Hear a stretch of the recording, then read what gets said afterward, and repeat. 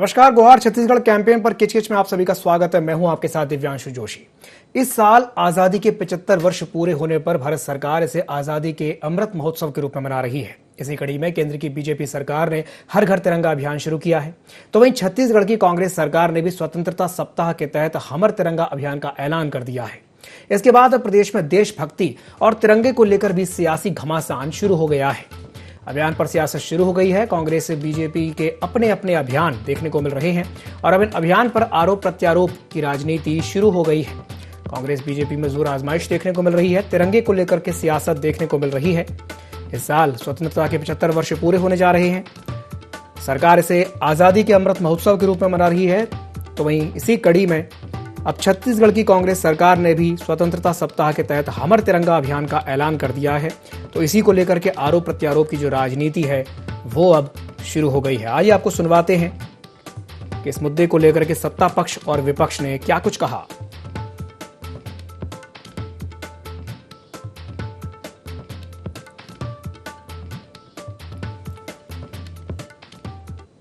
Bharatiya Janata party आज़ादी का ये 75वां साल है, उसको अमृत महोत्सव के रूप में मना रही है। ये सरकारी प्रोग्राम है, हमारी पार्टी उसमें सहयोगी है और 20 करोड़ से ज़्यादा घरों में पूरे देश में हर घर में तिरंगा फहराना चाहते हैं। हमारे आदरणीय प्रधानमंत्री जी की सोच है। आज़ादी की लड़ाई में जो भारतीय जनता पार्टी के पूर्वजों ने असहयोग किया था, अब आज़ादी के 75वीं वर्षगांठ के समय भारतीय जनता पार्टी उसको सुधारने की कोशिश में लगी है, अपने पूर्वजों की गलतियों को ढांकने की कोशिश में लगी है। इसीलिए भारतीय जनता पार्टी के द्वारा घर घर तिरंगा अभियान चलाया जाए। पहले तो प्रदेश कांग्रेस कमेटी और माननीय मुख्यमंत्री जी को ये स्पष्ट करना चाहिए, अभियान छत्तीसगढ़ में चल रहा है कि पूरे देश भर में चल रहा है। यदि छत्तीसगढ़ में चला रहे हैं तो सिर्फ और सिर्फ दिखावा है। देश भर में चल रहा होगा तब हम समझेंगे कि कांग्रेस एक्टिव पार्टी है, नहीं तो छत्तीसगढ़ राजस्थान छोड़ के तो कांग्रेस देश में है नहीं कहीं। स्वतंत्रता दिवस पर आज़ादी के 75 वर्ष पूर्ण हो रहे हैं, तो इसे लेकर के बीजेपी और कांग्रेस ने अपने अपने तरीके से मनाने का ऐलान कर दिया है। सरकार इसे आज़ादी के अमृत महोत्सव के रूप में मना रही है और अब इसी कड़ी में छत्तीसगढ़ की कांग्रेस सरकार ने भी स्वतंत्रता सप्ताह के तहत हमर तिरंगा अभियान का ऐलान कर दिया है, जिसे लेकर के सियासत देखने को मिल रही है। तो आज इसी विषय पर हम चर्चा करने वाले हैं और चर्चा करने के लिए हमारे साथ 3 खास मेहमान जुड़ेंगे। एक एक करके उनसे आपका परिचय करवा देते हैं। हमारे साथ चर्चा में अमित श्रीवास्तव जुड़ेंगे जो कि कांग्रेस प्रवक्ता हैं। साथ ही साथ हमारे साथ के.एस. चौहान जुड़ेंगे जो कि बीजेपी प्रवक्ता हैं। साथ ही साथ जुड़ेंगे मधुकर त्रिवेदी जो कि वरिष्ठ पत्रकार हैं। आज हम इसी विषय पर चर्चा करेंगे। कैंपेन को लेकर के किचकिच देखने को मिल रही है। देशवासियों ने अभियान को सफल बनाने का आग्रह किया है। दोनों ही दल बीजेपी और कांग्रेस अपने अपने तरीके से अभियान को सफल बनाने में लगे हुए हैं। छत्तीसगढ़ की कांग्रेस सरकार ने स्वतंत्रता सप्ताह के तहत हमर तिरंगा अभियान का ऐलान कर दिया है। अब इसे लेकर के देशभक्ति और तिरंगे को लेकर सियासी घमासान शुरू हो गया है। देशभक्ति और तिरंगे को लेकर के सियासी घमासान शुरू हो गया है। चर्चा में हमारे साथ 3 खास मेहमान जुड़ेंगे। कांग्रेस का पक्ष रखने के लिए हमारे साथ अमित श्रीवास्तव जी जुड़ेंगे। साथ ही साथ बीजेपी का पक्ष रखने के लिए के.एस. चौहान जी जुड़ेंगे और साथ ही साथ मधुकर त्रिवेदी जो कि वरिष्ठ पत्रकार हैं। आप तीनों मेहमानों का बहुत बहुत स्वागत है IND24 में। सबसे पहले मैं शुरुआत करना चाहूंगा अमित श्रीवास्तव जी से जो कि कांग्रेस प्रवक्ता हैं। अमित जी, हमर तिरंगा अभियान को लेकर के बीजेपी का कहना है कि यह सिर्फ दिखावा है, क्या कहेंगे इस पर? वैसे भी अगर आप देखेंगे तो देश की आजादी दिलाने में बीजेपी के नेताओं का कोई योगदान रहा नहीं है, तो वो आजादी के महत्व को समझ भी नहीं पाएंगे, क्योंकि त्याग, तपस्या और बलिदान तो कांग्रेसियों ने किया है, देश के लोगों ने किया है। रही बात अब तिरंगा पे जिस प्रकार से वो राजनीति कर रहे हैं, मैं आपको बता दूं कि देश की 75वीं आजादी की जो जयंती मनाई जा रही है, भारत, हमारी तिरंगा हमारी आन बान शान है और हमारे प्राण है। और हम निश्चित तौर पे भारत की 135 करोड़ जनता अपने तिरंगे से उतना ही प्यार करती है जितना वो देश से प्यार करती है। लेकिन जिस प्रकार से मुझे ऐसा लगता है कि अपने राजनीतिक उद्देश्यों की पूर्ति के लिए अगर किसी चीज का मिसयूज हम करें तो मुझे लगता है कि वो मेरी नजर में गलत है। लेकिन फिर भी हमारे देश की लोगों को जज्बा के लिए मैं सलाम करता हूं और मैंने जैसा कहा आपसे दिव्यांशु जी कि हम सब के हमारी आन बान शान और हमारी प्राण हमारे देश का तिरंगा को हम मानते हैं। और जब जीत का भी उत्सव होता है तो आप देखेंगे चाहे कोई टीम जीते या कोई बच्चा कहीं पर विनर होता है, वो तिरंगे को लेके, और जिस प्रकार से आज खेल में भी अगर आप देखेंगे कि कोई मेडल जीतता है तो तिरंगा ओढ़ना अपनी शान समझता है। इसलिए हमने कहा कि हमारी जो तिरंगा है वो हमारी आन बान और शान और हमारी प्राण है, लेकिन उस पर राजनीति नहीं होनी चाहिए। ये बिल्कुल एक स्पष्ट शब्दों में मैं भाजपा के सम्मानित प्रवक्ता के माध्यम से भी भाजपा को कहना चाहता हूँ। जी चलिए मैं प्रतिक्रिया ले लेता हूँ। हमारे साथ के.एस. चौहान साहब जुड़े हुए हैं।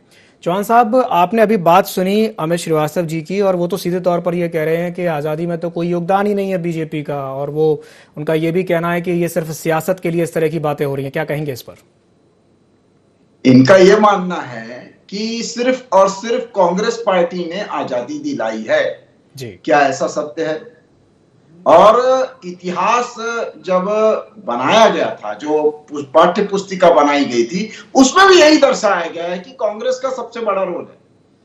तो शहीद भगत सिंह तो कांग्रेस में नहीं थे क्या? जी। चंद्रशेखर आजाद तो कांग्रेस में नहीं थे क्या? तो उनका कोई रोल नहीं था। या अरविंदो घोष जो थे वो तो कांग्रेस में नहीं थे, तो क्या उनका रोल नहीं था? तो ये कांग्रेस पार्टी का जो मतलब बोला गया है कि कांग्रेस पार्टी ने ही दिलाया है, और कांग्रेस पार्टी तो गांधी जी ये चाहते थे कि ये वाली कांग्रेस पार्टी जो है वो आपकी कब की खत्म हो चुकी है, और आप ये चाहते थे कि कांग्रेस पार्टी सिर्फ आजादी दिला के खत्म हो जाए। खैर वो आपकी पार्टी है, आप अंदर वो उसकी मलाई खाना चाहते थे, आप सत्ता में आना चाहते थे, वो बात अलग है। आप सत्ता में आइए, कोई भी पार्टी वही सत्ता में आनी चाहिए जो देश को आगे बढ़ा सके जी, जो देश को सर्वोपरि कर सके, जो देश की अखंडता अस्मिता से न्याय कर सके, जो देश को सर्वोच्च स्थान पे पहुंचा सके, तब झंडा फहराने का वो ये मायने है। और ये भारतीय जनता पार्टी सिर्फ झंडा फहराने को एक प्रक्रिया या एक कार्यक्रम नहीं समझती है। भारतीय जनता पार्टी अपनी जवाबदारी समझती है। सिर्फ झंडा फहराना जवाबदारी नहीं है, झंडा फहराने के साथ साथ आपको एक रिस्पॉन्सिबिलिटी का बोध भी होता है। जैसे हम राखी बंधवाते हैं बहनों से, तो उस समय हमारे को अपनी रिस्पॉन्सिबिलिटी का बोध होता है, और बहनें जब बांधती हैं उनकी भावनाएं जो निकलती हैं उनकी भी रिस्पॉन्सिबिलिटी का बोध होता है, बहनों को भी बोध होता है, भाई को भी बोध होता है। वैसे ही झंडा फहराना या झंडा लगाना भी हमें यह दर्शाता है कि हम जवाबदार हैं जिस मिट्टी के जिसमें हम पैदा हुए हैं, जवाबदार हैं उस मिट्टी के जो हमारे को लालन पालन। चौहान साहब, मैं एक सवाल आपसे करना चाहूंगा। चौहान साहब, एक सवाल आपसे करना चाहूंगा। कांग्रेस का यह भी कहना है कि झंडा तो हम अब पिछले 75 साल से फहराते आ रहे हैं, 74 साल से हम फहराते आ रहे हैं। इस बार इसे लेकर के इसे सियासी रंग क्यों दिया जा रहा है? मतलब या यूं कहें कि इस इवेंट, इसके पॉलिटिकल इवेंट क्यों बनाया जा रहा है? झंडा तो हम पहले से फहराते आ रहे हैं, इस बार ऐसा क्या खास है? बिल्कुल बिल्कुल बिल्कुल। ये क्योंकि ये 75वीं जो वर्षगांठ है वो थोड़ी खास होती है, हम सभी जानते हैं। ठीक है, 50वीं हो गई, 25वीं हो गई और 75वीं हो गई, ये हम सभी जानते हैं कि ये कहीं ना कहीं हमारे बहुत ज्यादा मायने रखती है। और ये 2 साल 3 साल पहले ही मोदी जी ने घोषणा कर दी थी कि ये वाला जो कार्यक्रम है, ये वाला जो 75वीं वर्षगांठ है, हम कुछ स्पेशल ढंग से मनाएंगे और उस समय तक भारत हमारा बहुत अच्छी स्थिति में होगा। तो वो आज जो विकास का स्तर है हमारा बहुत अच्छा है। आज हमारी जो विश्व में जो स्टेज है, जो एक गरिमा हमने प्राप्त की है, वो एक अलग ढंग से प्राप्त की है। और भारतीय जनता पार्टी एक अभियान के लिए ये सब चीजें कर रही है।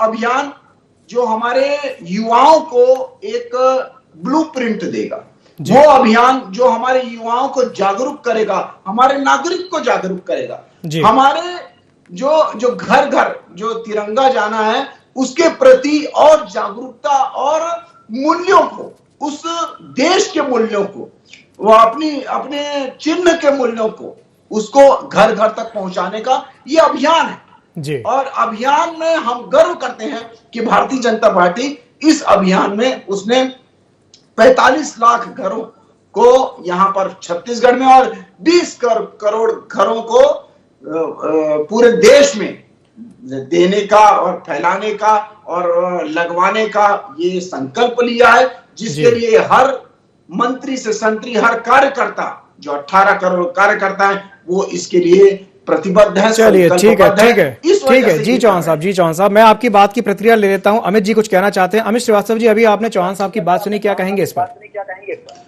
देखिए, जो सोच चौहान साहब बता रहे थे वो इनकी पार्टी की रहती, और जिस प्रकार से इन्होंने कहा, बड़ी अच्छी बात कही। उस पर मैं कहना चाहता हूं कि अगर चौहान साहब, मैंने जैसा कहा कि अगर इनकी सोच के अनुरूप इनकी पार्टी रहती तो मुझे ज्यादा खुशी होती। और जिस प्रकार से इन्होंने कहा, आन बान शान, जो मैंने आपको बताया, तिरंगा को हम मानते हैं निश्चित तौर पे, और अगर तिरंगा, इनके हिसाब से अगर तिरंगा फहराना ही देशभक्ति है, तो संघ, जो इनकी मातृ संस्था है, वो क्या पिछले 15 साल पहले ही देशभक्त हुई है? मैं एक प्रश्न आपके माध्यम से इनसे जानना चाहता हूँ। दूसरा, लगातार आप देखिए कि आज भी जो इनकी पितृ संस्था है, वो अगर वहां पर जो झंडा है भारत माता है, उसमें भारत में हमारे देश का तिरंगा उनके हाथ में नहीं रहता। ऐसा क्यों? इसकी क्या वजह? दीपांशु जी, रही बात, और आपके माध्यम से मैं एक और चीज बताना चाहता हूँ कि लगातार अगर हम देखेंगे तो आजादी के इतने सालों बाद भी जो भारत के संवैधानिक सभा में जो सर्वसम्मति से हमने राष्ट्र ध्वज को अपनाया था, तो ऐसी क्या वजह थी कि इनकी पितृ संस्था ने आज तक नहीं अपनाया? और ये तो उनकी हर बात मानते हैं, तो क्या इनकी और उनके डिफरेंसेस और आइडियोलॉजी में फर्क है? ये किनको चीज क्लियर करना चाहिए। ये कुछ ऐसे सवाल हैं जिनके जवाब जानना बहुत जरूरी है। मैं इसके जवाब लूंगा, लेकिन उससे पहले हमारे साथ एक तीसरे मेहमान भी जुड़े हुए हैं, मधुकर त्रिवेदी जी भी हमारे साथ जुड़े हुए हैं। मधुकर जी से मैं एक सवाल कर लेता हूं। मधुकर जी, इस समय ये जो अभियान चल रहा है, आप देख सकते हैं कि दो तरह के अभियान चल रहे हैं। एक तो बीजेपी है जो आजादी का अमृत महोत्सव मना रही है, तो वहीं दूसरी ओर छत्तीसगढ़ में भी कांग्रेस सरकार ने एक नए अभियान यानी कि हमर तिरंगा अभियान का ऐलान कर दिया है। आप इन दोनों अभियानों को किस तरह से देखते हैं, त्रिवेदी जी? देखिए, दोनों पार्टियां बहुत ही अच्छा काम कर रही हैं जी। मतलब मैं तो कहूंगा पहली बार दोनों राजनीतिक पार्टी, कांग्रेस और भारतीय जनता पार्टी, एक ऐसे मुद्दे और अभियान को लेकर जन जागरण चला रही हैं जिसकी बहुत बड़ी जरूरत है। देखिए, हमारा राष्ट्रीय ध्वज तिरंगा ना तो किसी राजनीतिक पार्टी का है, ना किसी जाति का, ना किसी धर्म का, ना किसी मजहब का, बिल्कुल न कुछ लोगों का। ये 130 करोड़ भारतीयों का है, भारतवासियों का है, हिंदुस्तानियों का है, और ये हमारे देश का आन बान शान है। अगर इस आन बान शान को पूरे जन जन तक पहुंचाने का बीड़ा उठाया गया है किसी भी राजनीतिक पार्टी द्वारा, तो बहुत अच्छी बात है, बहुत अच्छी पहल है। आज इसकी, ठीक है, राजनीतिक पार्टियों का एक धर्म होता है आरोप प्रत्यारोप, आक्षेप वगैरह वगैरह। अगर इस सबको नजरअंदाज कर दिया जाए तो दोनों राजनीतिक पार्टियां एक, मैं तो कहूंगा कि पहली बार शायद ऐसा हो रहा है कि किसी राष्ट्रीय मुद्दे को लेकर के दोनों राजनीतिक दलों में प्रतिस्पर्धा हो गई। छत्तीसगढ़ के संदर्भ में जहां तक बात हुई, अमित श्रीवास्तव साहब ने बहुत अच्छी बात कही कि हम बिल्कुल जन जन तक ले जाएंगे इसको। आपने ये जरूर रेखांकित किया कि भारतीय जनता पार्टी का योगदान कुछ नहीं है देश की आजादी में। मुझे लगता है अमित जी, ये आपका राजनीतिक नजरिया है, आप कांग्रेस पार्टी के प्रवक्ता हैं, स्वाभाविक रूप से आप ऐसी बात करेंगे। भारतीय जनता पार्टी को भी अपने कहने के लिए बहुत कुछ है इसमें, लेकिन राजनीति को अगर, जैसा मैंने कहा, अगर नजरअंदाज कर दिया जाए, अलग कर दिया जाए, तो साहब ये छत्तीसगढ़ के लिए ही, सिर्फ छत्तीसगढ़ के लिए गौरव की बात नहीं है, पूरे देश के लिए गौरव की बात है। और अगर इसको आप अगर राजनीति से हट के देखें तो केंद्र सरकार ने जो पहल की है, और जैसा कहा कि 30 करोड़ भारतवासियों के घर में तिरंगा लहराने का एक प्लान बनाया गया है, बहुत अच्छी बात है साहब। हमारा छत्तीसगढ़ भी कहाँ पीछे है, हमारे छत्तीसगढ़ ने भी कहा कि साहब हम भी बिल्कुल 1 सप्ताह तक हम ये अभियान चलाएंगे, तो ये तो बहुत अच्छी बात हुई। मुझे लगता है ये एक ऐसा अभियान होगा जो राष्ट्रीय जन जागरण का अभियान होगा, राष्ट्र प्रेम, राष्ट्रभक्ति, राष्ट्रीयता को जगाने का अभियान होगा। बिल्कुल मधुकर जी, ये राष्ट्रीय भावना को श्रेय किसी को मिले, श्रेय लेने के लिए बहुत सारी चेष्टाएं होती हैं, होनी भी चाहिए, वो आवश्यक है, लेकिन बोलूं आप क्या है, उद्देश्य क्या है? आखिर अगर दोनों राजनीतिक पार्टियां भारतीय जन चेतना को जन जन तक जगाना चाहती हैं, तो ये तकरीर बहुत अच्छी होगी और ये इतिहास के पन्नों में दर्ज होगा कि एक ऐसा मुद्दा था दोनों राजनीतिक पार्टियों के पास जिसने भारतवासियों के दिल में, दिमाग में राष्ट्रीयता और राष्ट्रबोध का दीपक जला दिया। बिल्कुल, राष्ट्रबोध का दीपक जला दिया। बहुत अच्छी बात कही आपने मधुकर जी। चलिए, मैं वापस से एक बार रुक करना चाहूंगा चौहान साहब का। चौहान साहब, एक बहुत ही ज्वलंत प्रश्न उन्होंने पूछा अमित श्रीवास्तव जी ने कि आपकी जो मातृ संस्था है बीजेपी की राष्ट्रीय स्वयंसेवक संघ, उसने लंबे समय तक तिरंगे को स्वीकार नहीं किया, अंगीकार नहीं किया। यह सवाल बहुत बार पूछा जाता है। मैं चाहूंगा कि आप इसका एक सटीक उत्तर दें। चौहान साहब जी, बिल्कुल सही बात है दिव्यांशु जी। दिव्यांशु जी, मैं सिर्फ, और ये जो चीजें जो बोली जाती हैं वो तोड़ तोड़ के बोली जाती हैं और उसको किसी और ढंग से पेश कर दिया जाता है। आप मान लीजिए कि एक परिवार का एक घर बना रहे हैं जी, और परिवार के कुछ सदस्य बोल रहे हैं कि इसमें ये वाला कलर नहीं होना चाहिए, दूसरा कलर होना चाहिए, वास्तु के हिसाब से ये कलर ठीक नहीं है जी, या डिजाइन ऐसा ठीक नहीं है जी। तो इसका क्या मतलब हुआ कि वो परिवार जो है वो घर का विद्रोही है कि उसका संरक्षक है, उसका प्रेमी है जी। वो घर का प्रेमी है, वो घर की सलामती चाहता है, वो घर को अच्छा दिखवाना चाहता है और वो घर की बहुत बड़ी सलामती चाहता है। और ये जो कलर जो डिसाइड किया गया था जी, ये कलर डिसाइड किया गया था एक अंग्रेज के द्वारा। ये जो डिजाइन जो लाया गया था वो अंग्रेज के द्वारा लाया गया था और इसमें भी सियासत थी। सिर्फ जो दूसरी जो पार्टी के जो लोग थे और अपने आरएसएस के जो लोग थे और दूसरे भी उसमें, और सिर्फ आरएसएस नहीं, दूसरे भी दल के जो लोग थे, दूसरे भी जो लोग थे, उन्होंने सिर्फ ये बोला था कि 3 कलर वास्तु के हिसाब से ठीक नहीं है, इसको आप चेंज कर दीजिए, इसमें हो सकता है कि भगवा डाल दे, हो सकता है दूसरी चीज। चौहान साहब, झंडे के रंग में वास्तु कैसे लागू होता है, आप जरा ये भी बता दीजिए। वास्तु के हिसाब से झंडे का कलर कैसे डिसाइड हो सकता है? देखिए वास्तु जो है, वास्तु के हिसाब से 3 कलर उस झंडे के लिए ठीक नहीं थे, ये बोला गया था। वो मैं ये नहीं जानता हूं, मैं कोई वास्तु विशेषज्ञ नहीं हूं। जो मेरी स्टडी है मैं उसके हिसाब से ऐसा क्यों हुआ, तो ये इसलिए हुआ कि वो देश से प्रेम करते हैं, देश की समृद्धि चाहते हैं, इस वजह से वो ये सिर्फ डिजाइन का वो विरोध कर रहे थे। और डिजाइन को विरोध ये करना चाहते, ये विरोध क्यों नहीं करवाना चाहते थे, यही डिजाइन रखवाना चाहते थे। क्यों? क्योंकि कांग्रेस का झंडा इससे सिमिलर था। इस वजह से ये कांग्रेस पार्टी जो थी, जो उस समय सर्वोपरि थी, वो ये चाहती थी कि कांग्रेस पार्टी ही डिसाइड करती, बट नेचुरल, और उसको एक्सेप्ट भी किया गया। लेकिन वो कांग्रेस पार्टी के पीछे जो इंटेंशन था वही चीजें रखने का, सिर्फ अपना हाथ का छाप हटा के वो अशोक चक्र लगाने का और सिमिलर दिखलाने का कि ये देश की पार्टी है जी, ये दिखाने का इनका इंटेंशन था। उसके लिए ये झंडा जो है वो लाया गया। लेकिन इसका मतलब ये नहीं है जी। चौहान साहब, मैं एक सवाल आपसे और पूछना चाहूंगा। आज तक बहुत सारे अनगिनत स्वतंत्रता सेनानी हुए, अनगिनत लोग हुए जी, अनगिनत लोगों ने जाने दी अपने राष्ट्र के लिए, अपने सरहद में। लेकिन उन्होंने, ऐसा तो नहीं है कि हर घर में उन्होंने अपने झंडा लगाया, ऐसा नहीं है कि जो झंडा लगाएगा वही राष्ट्र का प्रेमी कहलाएगा। और दूसरी बात यह है कि हमारा संविधान इस बात की इजाजत देता है कि आप अपना झंडा कोई भी दल का हो या किसी भी चीज का हो, परिवार का हो या अपना ही तो ना हो, अपना झंडा आप लगा सकते हैं। बिल्कुल, संविधान आपको इसकी आज्ञा देता है। राष्ट्र का विद्रोही झंडा, राष्ट्र के हित में ना हो जो झंडा, वो नहीं लगा सकते। बिल्कुल, वो नहीं जरूर लगा सकते जी जी। तो ये इसका आंसर है। ये आरएसएस की देश प्रेम कहलाता है, देशद्रोह कहलाता है। चौहान साहब, एक सवाल मैं आपसे और करना चाहूंगा। आपने एक बात कही कि 3 रंगों वाला झंडा वास्तु के हिसाब से उस समय सही नहीं माना गया था, लेकिन दुनिया में ऐसे कई देश हैं जिनके झंडों में 3 रंग हैं।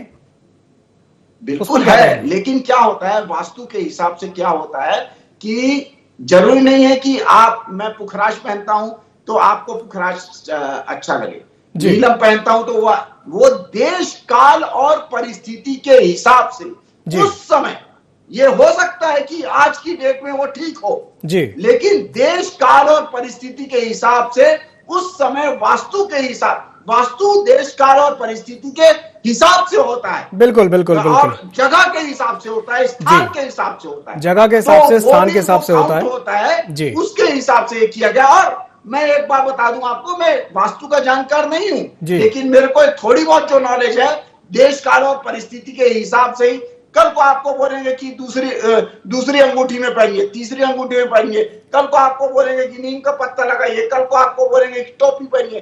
तो देश काल और परिस्थिति के हिसाब से आप क्या काम कर रहे हैं, आप कहाँ रह रहे हैं, आपका समय कैसा चल रहा है, उसके हिसाब से जी, तो वो हिसाब से उस समय बिल्कुल बिल्कुल चौहान साहब, हिसाब से जो हो सकता था देश काल और परिस्थिति के हिसाब से उस समय जो हो सकता था वो किया गया, आप ये कहना चाहते हैं। चलिए मैं आपकी बात की प्रतिक्रिया ले लेता हूं। हमारे साथ अमित श्रीवास्तव जी भी जुड़े हुए हैं। अमित जी, आपने अभी के एस चौहान साहब की बात सुनी, उनका इशारा वास्तु की तरफ है कि देश काल और परिस्थिति के हिसाब से उस समय ऐसा था इसलिए ऐसा निर्धारित किया गया, क्या कहेंगे इस पर? देखिए, मेरे को तो इनकी सोच पे तरस आता है। पहली चीज, जिस प्रकार इन्होंने कहा कि ये झंडा इसलिए बनाया गया था कि वो कांग्रेस पार्टी का झंडा था। सबसे पहले मैं बता दूं कि 135 करोड़ देशवासियों के गर्व का विषय है हमारा तिरंगा, और मैं आपके माध्यम से बता दूं कि ये इनकी सोच आज नहीं है। देखिए जीवांशु जी, जिस प्रकार से 22 जुलाई 1947 को भारत की संविधान सभा ने सर्वसम्मति से तिरंगे राष्ट्रीय ध्वज को अपनाया था, ठीक है, और जिस प्रकार से एक एक कलर, ये सिर्फ कलर नहीं है, अगर आप कलर देखेंगे तो ऑरेंज कलर त्याग तपस्या बलिदान का है, व्हाइट हमारे शांति का है, और ग्रीन जिस प्रकार से आप है उसी प्रकार से ये अगर कह रहे थे कि 3 कलर, तो शायद ये अशोक चक्र का कलर हमारे सम्मानित भाजपा के प्रवक्ता भूल गए थे, उसमें ब्लू कलर यूज होता है जी। तो रही इनकी वास्तु थ्योरी, तो मुझे लगता है पूरी तरीके से मैं उसे डिनाई नहीं करना चाहता, क्योंकि सम्मानित भाजपा के प्रवक्ता मेरे मित्र भी हैं। लेकिन जिस प्रकार से आज डिबेट का जो उद्देश्य था कि ये जो झंडा दोनों पार्टियां कर रही हैं, सोच, और उन्होंने जिस प्रकार से कहा कि आरएसएस राष्ट्रीय संगठन है, ये मैं उस पर आज नहीं जाना चाहता। अगर उस पर मैं जाऊंगा तो फिर मुझे वो 22 जुलाई 1947 के बाद 7 दिन बाद ही 29 जुलाई 1947 के ही जो इनके जिनको ये मानते हैं, उन्होंने ही उसका विरोध कर दिया था इस झंडे को। और उनका शब्द था, शब्द सा मैं आपको बता दूं, भारतीय संघ द्वारा अपनाए गए नए ध्वज में मौजूदा अच्छाइयां जो कम है, आपत्तिजनक है का उल्लेख करते हुए ये कहा था कि हिंदुस्तान के राष्ट्रीय ध्वज के रूप में इसे मान्यता कभी हम नहीं मिलेगी। और उसके बाद जिस प्रकार से 50 से लेकर 2002 तक अगर आरएसएस ने वो झंडा नहीं फैलाया और भाजपा उनके साथ रही, तो ये दर्शाता है कि दोनों की मना स्थिति लगभग एक ही थी। रही बात अब बहुत ही सम्मानित हमारे बड़े भाई राजनीतिक विश्लेषक जिस प्रकार से द्विवेदी भैया ने कहा, ये वाकई एक उत्सव की तरह जो 75वां वर्ष है, सब पार्टियां जिस प्रकार से मना रही हैं, तो हमें, मैंने जैसा कहा आपको, मैं फर्स्ट टाइम जैसी हमारी डिबेट हुई मैंने कहा ये राष्ट्रीय ध्वज हमारी आन बान शान और हमारी प्राण है ये तिरंगा, और सब हम मिलके जो मना रहे हैं, लेकिन इसका विरोध अपने राजनीतिक उद्देश्य की पूर्ति के लिए इसका वो मत हो। मैं मेरा एक ही कहना है दिव्यांशु जी कि हम इसका मान सम्मान जो करें वो दिल से करते हैं, लेकिन अगर कोई भी व्यक्ति इसका राजनीतिक अपनी पूर्ति के लिए इसका दुरुपयोग ना करे, बस आपके चैनल के माध्यम से मेरी इतनी विनती है। जी जी बिल्कुल। चलिए हमारे साथ मधुकर त्रिवेदी जी भी जुड़े हुए हैं, मैं मधुकर जी से एक प्रतिक्रिया ले लेता हूं। मधुकर जी, अभी आपने अमित जी की बात सुनी और उन्होंने एक तरफ इशारा ये भी किया है कि राष्ट्रीय भावना का राजनीतिकरण नहीं होना चाहिए।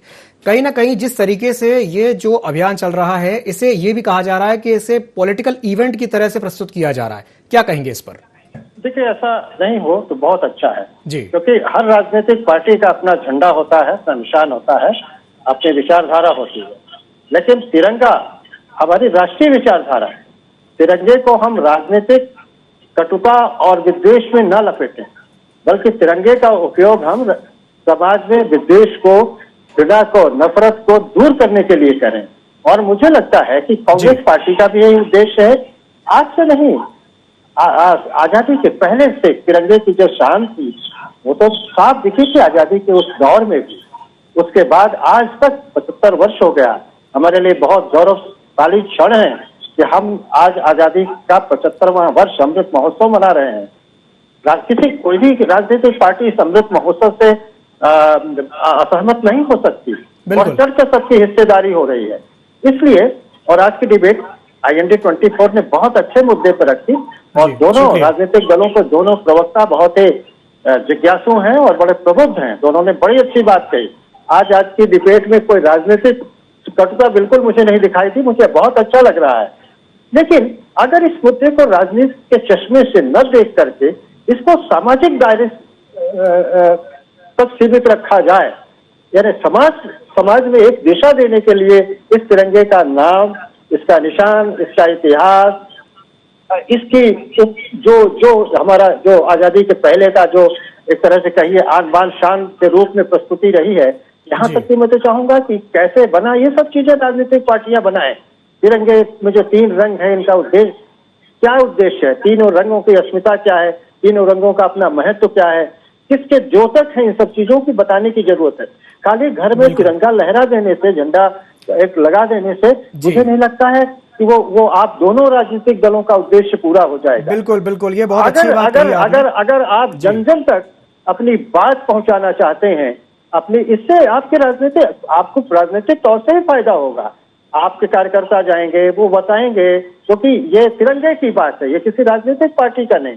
आज अगर कांग्रेस के कोई मित्र जाते हैं, भारतीय जनता पार्टी के किसी कार्यकर्ता के घर में तिरंगा लगा देते हैं, फहरा देते हैं, तो क्या वो उनका अनादर करेंगे? या भाजपा के लोग जाते हैं किसी कांग्रेसी मित्र के यहाँ और अब तिरंगा लगाते हैं, तो क्या उसको कहेंगे नहीं हटाइए? ऐसा नहीं होगा, होना भी नहीं चाहिए। और दोनों राजनीतिक दलों की ओर से जो पहल की जा रही है, खासतौर से हम अगर छत्तीसगढ़ के संदर्भ में बात करें तो बहुत प्रशंसनीय है। और ये पहल अपने आप में प्रशंसनीय है, जो छत्तीसगढ़ की जनता में नई चेतना का संचार करेगा। बिल्कुल, छत्तीसगढ़ की जनता में एक नई चेतना का संचार करेगी। आप तीनों मेहमानों को हमारे साथ जुड़ने के लिए बहुत बहुत धन्यवाद।